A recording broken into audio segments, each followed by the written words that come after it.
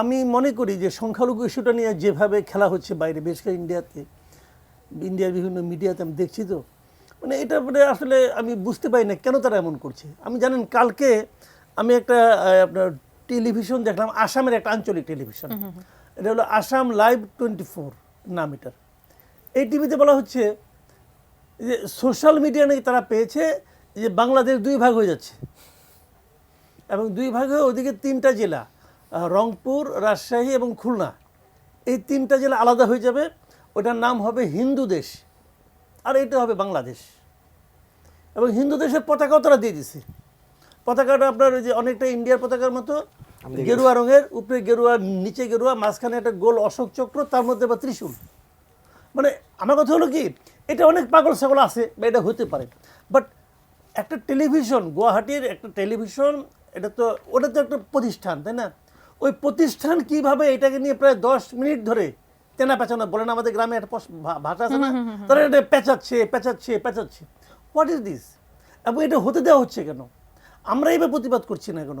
আমরা তো পারি ভারতীয় হাইকমিশনকে ডেকে বলতে যে তোমার দেশের একটা টেলিভিশন এটা কেন করছি। মাঠের অলরাউন্ডার আমি, আর ঘরের all rounder Tylox. Tylox toilet cleaner, clean মানেই টাইলক্স। রিপাবলিকান টিভি প্রতিদিন যে কাজটা করতেছে, রিপাবলিক টিভি যেটা আছে, ওরা তো প্রতিদিন একটা ক্যারিকেচার করতেছে, ওখানে কি দুইজন এক ভদ্রলোক আর ভদ্রমহিলা কি যা তাক বলতেছে, মানে ভাবখানা এরকম এই দেশ ভাগ হয়ে যাচ্ছে, চট্টগ্রাম তাদের সঙ্গে মিশে যাচ্ছে, যে এই যে এইগুলি বলতেছে, আমি তো মনে করি এগুলির আনুষ্ঠানিক প্রতিবাদ আমাদের। ওরা কেন করছে, ওরা কেন কতটা পাগল, এটা তো আমি নিয়ন্ত্রণ করতে পারবো না। আমি এটা দিয়ে হতাশা ব্যক্ত করতে পারি, হাসাহাসি করতে পারি, কিন্তু ওদের পাগলামি ওদের কাছে।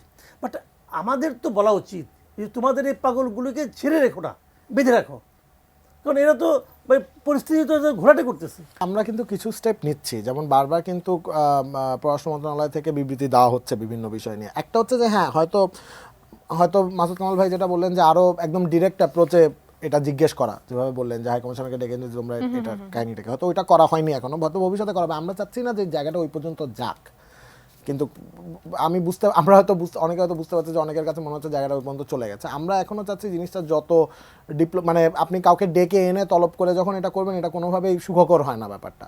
কিন্তু আমরা এখনও পর্যন্ত হয়তো ওই জিনিসটা, ওই জায়গাটা এক্সপ্লোর করা হয়নি।